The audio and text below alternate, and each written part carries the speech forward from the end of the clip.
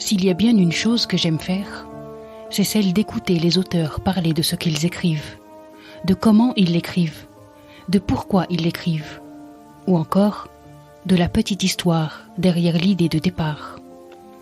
J'ai entendu Nicolas Defoe évoquer son premier roman, intitulé Grande Dorsale, au cours d'un live Instagram organisé par Maïr Guven, son éditeur chez La Grenade. Le mystère derrière le pitch était trop séduisant. Alors, dès que je l'ai pu, j'ai dévoré l'ouvrage.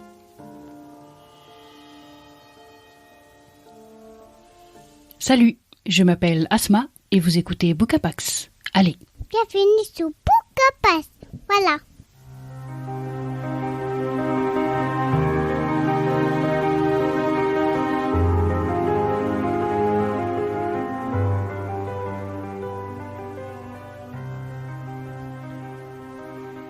Grande Dorsale est un roman qu'on lit avec une bonne dose de voracité. Un livre qui, dès les premiers mots, pose une ambiance, faite d'incertitude et de secrets. Habile, Nicolas Defoe vient titiller notre envie absolue de savoir, là, maintenant, tout de suite. Et dès les premières pages, je lis avec avidité.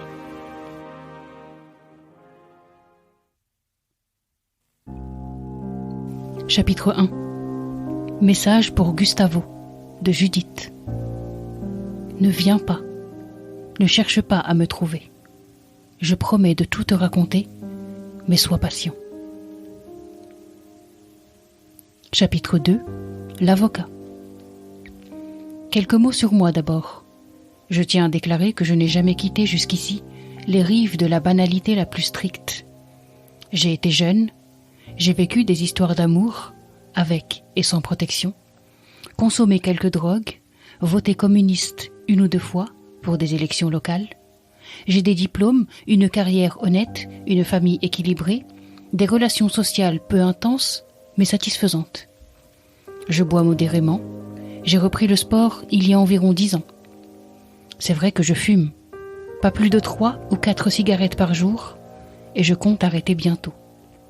Je me tiens loin des partis politiques, de la mafia, des paris en ligne, et je paie mes impôts. Je suis propriétaire avec ma femme d'un 3 pièces dans le 11e arrondissement de Paris, et nous possédons une petite maison de campagne dans le Perche. Je suis avocat de profession, je vénère le code civil, le pinot noir et les bons livres. Voilà. Sois patient, nous dit le roman dès le départ, avec un ton qui mêle confidence, étrange et insaisissable. Nicolas Defoe nous cueille et pique notre curiosité. Qui est cette Judith qui demande de ne pas la chercher? Et qui est cet avocat qui se dit si banal? Les chapitres se succèdent, denses et tassés, et le rythme épouse notre soif de savoir. Qui, où et comment? Grande Dorsale, c'est l'histoire d'un avocat qui décide, en pleine crise de la quarantaine, de se faire tatouer. Mais quand il ressort du salon de tatouage, il porte sur le dos un dessin tout autre que celui demandé. C'est une madone funèbre que le tatoueur lui a tracée, avant de disparaître. Et quand la fille de cet avocat poste la photo du dos de son père sur Instagram, une femme entre en contact avec elle. Cette madone funèbre, c'est le visage de sa fille, disparue en Argentine voilà plusieurs années. Avouez que la promesse de départ est engageante. Tout de suite 1000 questions surgissent. J'ai terriblement envie de démêler les fils de cette histoire invraisemblable, de savoir pourquoi, de suivre l'auteur en Argentine ou ailleurs. Et en même temps, j'ai peur. J'ai très peur d'être déçue. Je veux que les révélations qui vont peu à peu tomber soient à la hauteur de l'annonce de départ. Alors je tourne et retourne le livre, pour voir combien de pages il me reste à lire. Le roman n'en compte pas plus de 200. Un véritable pari. Mais rassurez-vous, Nicolas Defoe le tient ce pari. Et haut la main. avec une écriture à la fois mélodieuse, déterminée et débarrassée de tout superflu, l'écrivain nous embarque et nous convainc très vite de le suivre. Et on y va confiant. Une connivence s'installe et les révélations qui finissent par arriver gagnent d'autant plus en ampleur et en retentissement. Grande Dorsale est un premier roman empreint à la fois de mystère, de funèbre et de singulier.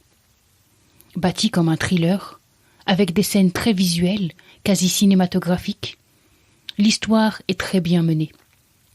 Et je m'attache très vite aux personnages.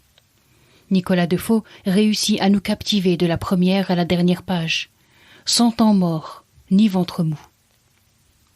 En toile de fond, la dictature argentine est là, sévissant à grande échelle. Car Judith est née de père argentin. Elle a grandi dans ce pays, avant de disparaître. Les descriptions sont précises, concises, elles contribuent à l'intrigue et nous plongent dans un décor et une ambiance qui nous bercent. De secrets de famille, en révélation choc, Nicolas Defoe signe un premier roman très intrigant, atypique et audacieux. Il y a chez Nicolas Defoe une touche de réalisme magique, un je ne sais quoi d'insaisissable qui n'est pas sans rappeler les grands auteurs sud-américains. Gabriel García Márquez, Isabel Allende ou encore Mario Vargas Llosa.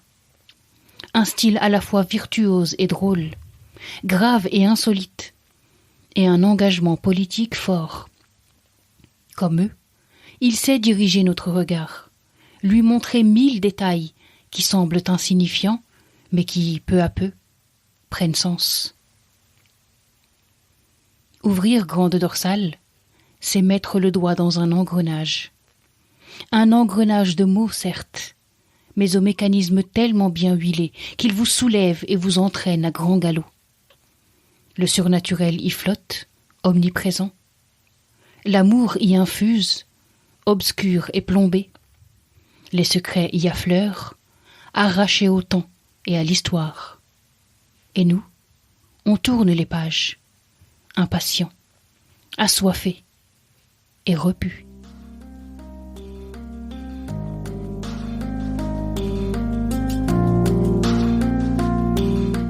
Merci d'avoir écouté cet épisode. Cette émission vous plaît ? Pour la soutenir et faire en sorte qu'elle continue d'exister, partagez-la sur vos réseaux. Abonnez-vous sur Apple Podcast ou sur votre plateforme de podcast préférée. Et n'hésitez pas à la noter 5 étoiles. Merci infiniment pour vos retours, vos encouragements et votre enthousiasme. À bientôt.